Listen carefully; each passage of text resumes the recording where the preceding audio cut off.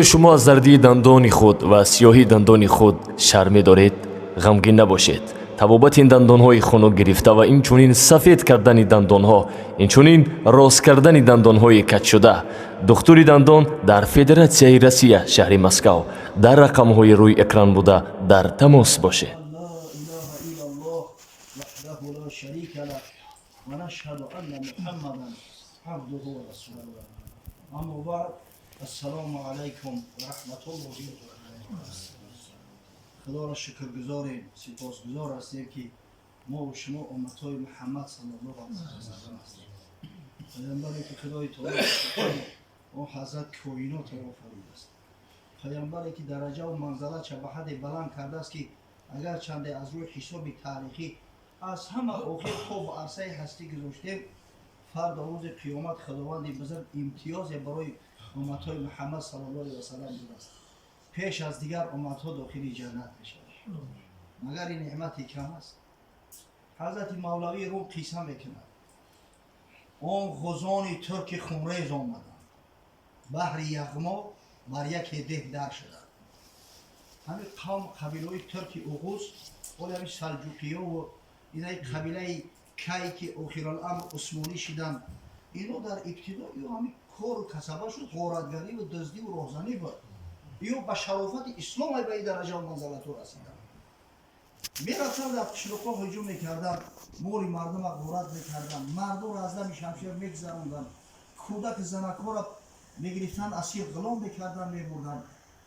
یک طایفه از همین ترکای اوغوز میگه باید ده هجوم میکنند. بیچاره مردم جان سرک میگریزند دیگه، جان میگریزند. همین دو سفیدک در قشلاق مونده است. دو تن از اعیان آن ده یافتند. در هلاک آن یکی بیش افتادند. دست بستندش که قربانش کنند. اومدن این دو سفید اسیر غلطید، سردار ترکو گفت که همین از چدستاش هم ببنده کلش هم ببنده. گفت ای شاهان و ارکانی بلند، قصد جان من زی چی رو میکنه؟ از چی آخر تشنه خونی منه؟ بیچاره این جان بسیار شیرین میشود. این جان گفت برای دو سفیده رو عزیزتر و شیرینتره.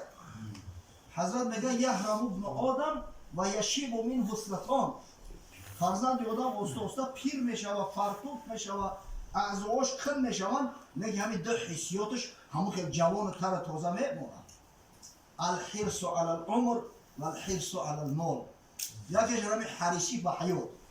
100 ساله شده میگم چون مرده که خود همین برم نخیار خدا امید رو. دویمش همین مال دنیا هر قدر زیاد شود همون قدر چشمش حریصتر و حریصتر میشود. این بچه گفت من چکار کردم که بخواه بکشیدم؟ من گناه نکردم او که گفت تا ترس برای بیارد زند تا بی ترسد او زر پیدا کند. سرداری ترکا گفت بخاطر تو گناه نداری، چرا با او خاطر بکشیم که این رفیقت بترسد. بترسد همون تیلای بجو کرده که جوش نشون بتر. عادتا زمان پیش که سیف نبود مردم تیلا و تنگه را دتای خود بور میکردن. گفت چند وهم است ما هر ده یکیم، در مقام احتمال و در شکیم. مروه رو بکشید اول ای شاهان تا بی ترسم من دهم زرانی شد. آخی اون همون ترس ده بچه حلاکو چی رو نمیکشیدم من بترسم تیلا رو نشون بتر. چی رو دستوی من را بسته؟ نه قرعه پرتوفته نه یک برو ایم من سر کرده. و حضرت صلی الله علیه و سلم قسمتی نصیحت میگذارم. پس کرمهای الهی بین که ما اندر آخر آمدیم در انتها، آخرین قرنها خیر القرون در حدیث است آخرون السابقون. این کرم و نعمت پروردگار را ببین، ای همه آخر ما را برآورده است. در حدیث صحیح حضرت اومده است که همین امتهای من از روی تاریخ آخرم که باشم فردا روز قیامت سابق است همه هستم. تا هلاک قوم نوح و قوم هود نادی رحمت به جان ما نمود. و چی خاطر؟ این قصه نوح علیه السلام وقتی قومش در قرآن بخونیم، قصه هود علیه السلام با قوم عاد بخونیم، همین برای ما عبرت شود. کشت ایشان را که ما ترسیم از او. برای چی نصف نابود کرد؟ برای چی قصهش ما در قرآن آورد؟ برای اون که ما بترسیم که بس که عاقبت همین کارا زیان و ضرر بوده است. عاقبت این کارا خسران بوده است. غضب خدا بوده است. کشت ایشان را که ما ترسیم از او. ورخدیم برعکس کردی وای تو اگر ما را میکشتی برای او را درس عبرت بشید وای به حال که چه حالی میشه. یک نعمت پروردگار است که خدای تعالی برای امتهای محمد صلی الله علیه و سلم نصیب روزی گردانیده است. حضرت صلی الله علیه و سلم با افتخار میگفت، حدیث امام مسلم است در صحیح مسلم که در برابر صحیح بخاری صحیح ترین کتاب های روی دنیا حساب میشود، ثبت شدگی است از حضرت سلمان مولای پیامبر صلی الله علیه و سلم. حضرت فرمود لا تزال طائفة من امتی ظاهرین علی الحق لا یمنعهم من خذلهم حتی یأتی امر الله و هم کذالک. هرگز گفت در بین امتهای من همه امری به معروف منقطع نمیشود. همیشه یک گروهی هستند که به حق گام میزنند، به حق عمل میکنند. لا یمنعهم من خذلهم، هرچند که کوشش میکنند که من شو کنند، بروش جو را ظلم میکنند، اما همین باز شو نمیدارد تا زمانی که روز قیامت میشود و اینا در همین کاری خود در وعده پیش الله هم که پافیشا رو مستقیم میمونند. میگه جوان مردا گفت در امتی من هستند. من خدا قسم در همون عصر زمانهایی که ظلم از سر روی مردم میبرید همیشه در تاریخ اسلام میبینید جوان مردایی بودن که حقیقت هم میگفتند، از گفتن حقیقت خوف و هراس نداشتند. در المستدرک امام حاکم اومده است میگه که باره یک بدبخت یک عملداری در زمان هم اموی ها بوده است، پادشاهای اموی. میگه در بالای اسوار حضرت علی را در مدینه منوره در پیش بازار دشنا محقورت کنیست.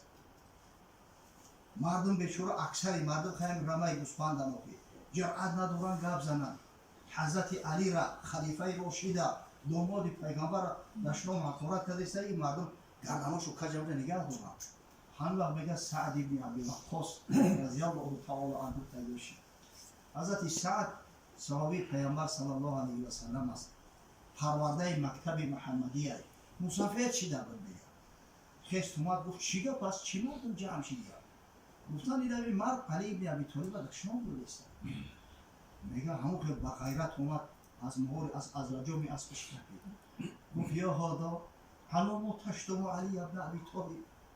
بدبخت گفت تو کیه که علی پسر ابو طالب دشمن میدی؟ علم یکن اول من اسلم. آیا علی از زمره همون اولین مسلمانان نبود که با پیغمبر صلی الله علیه و سلم ایمان آورده است؟ علم یکن اول من صلی مع النبی صلی الله علیه و سلم. مگر علی از زمره اولین مسلمانانی نبود که از پیغمبر صلی الله علیه و سلم نماز خونده است؟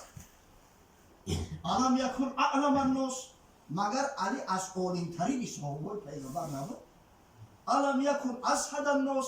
اوه حضرت زاهد ترین صحابه ها نبود؟ امیر مسلمان ها بود، موضوعش ترگی داشته پادشاه مسلمان ها را. علم یکن ختن رسول الله صلی الله علیه و سلم علی ابنته. اوه مگر پیغمبر صلی الله علیه و سلم نوری ده چشمش بیبی فاطمه را به علی نداده؟ علم یکن صاحب رایت رسول الله صلی الله علیه و سلم فی غزوات. مگر علی پرچمبردار پیامبر صلی الله علیه و سلم نبود که حضرت به دستی مبارک خودش بیرق ببست و در دستی علی میداد. در جنگ خیبر گفت که فرد و بیرق در دستی کسی میتم که خدا و پیغمبر را دوست میدارد، خدا و پیغمبر او را دوست میدارند و خداوند به دستی او قلعه خیبر را باز میکنه. همه منتظر بودن که حضرت صلی الله علیه و سلم پرچم میتم. روز دیگه حضرت پرچم بست، نگاه کرد گفت علی کو؟ گفتن علی چشمش در کلیسته و همون چشمی خودش اوورای گفت صداش کنه. حضرت میگه می توفی مبارک همین شفت در چشمش یا با دست مبارک یا شکیدش چشمش سالم شده، پرچم در دستش داد و همون قلعه اولی خیبر که از همه قوی ترینش به فتح شد. بعد هم میگه نجام سر داد، دست به دعا برد. گفت اللهم این هذا یشتم ولیا من اولیایک. پروردگار خود دیدستی که این پلید یک دوست از دوستای تو را دشنا محقورت کردیست. فلا تفرق هذا الجمع حتی تریهم قدرته. پیش از او که همین مردم بی غیرت و بی همت پرو کرده شود خدایا یک قدرت نشان بده. همین وقت میگه اسب توری سوارا را هی بلوش که دنگل کرد در پیش قدرت پروردگار چیه؟ میگه رفت زد در یک خرسم مغزی سرش هم چوشی در پیش چشمی مردم. یه روایت ابو خوزیم کرده است در کتاب المستدرک علی صحیحین اسنادش میگه به شرط شیخین صحیحین. امام ذهبی شمس الدین ذهبی با در تلخیصش موافقت میکنه که صحیح است میگه به شرط شیخین. سبحان الله. حتی شاید کسی بگه که اخی صحابه های پیغمبر های جایگاه نیست که صحابه همین خیلی بزرگ بود. همین غیرت حیمت حمیت صحابه و تابعین رسید الحمدلله. در زمان همون خلافت اموی ها هشام ابن عبدالملک پادشاهی بنی امیه میگه به مکه مکرمه آمد برای عمره.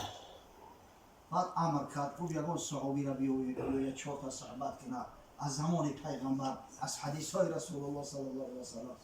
کی گفتن یا امیرالمؤمنین نیستن دیگه مردن هم به صحابه. خیلی گفت یگان تابعی را بیاره. میگه حضرت طاووس ها یافتن طاووس ابن کیسان. این طاووس ابن کیسان در پیش 500 صحابی پیغمبر صلی الله علیه و سلم تعلیم گرفته است علم آموخته است. میگه طاووس آمد در قصر پادشاهی در اومد و کوشش های پشت نکشیده. مردم با کوش ایستادگی.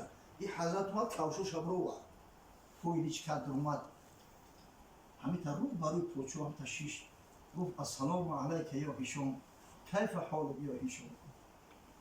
این یه تلخش کفی به اجازت اومده در خونه بشیشته نه دستبوسی و نه چاپلوسی و نه تعظیم. میگه چه حال داره ای هشام؟ السلام علیکم. گفت جلاد برگردن شب زد.